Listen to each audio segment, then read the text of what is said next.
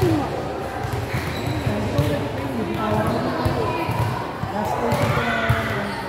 Kaya mo, tawag mo ba yun? Ay, pwede ba kayo maglalap sa meso? Tapos dito?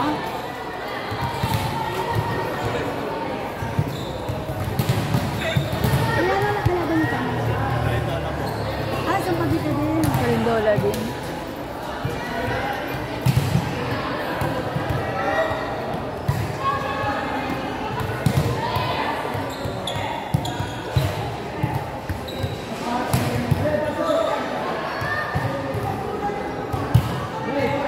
Ebe! Ayun tubig nyo ha.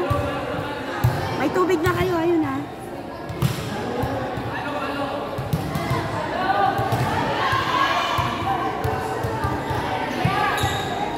Hapon, yan sila yung tubig daw.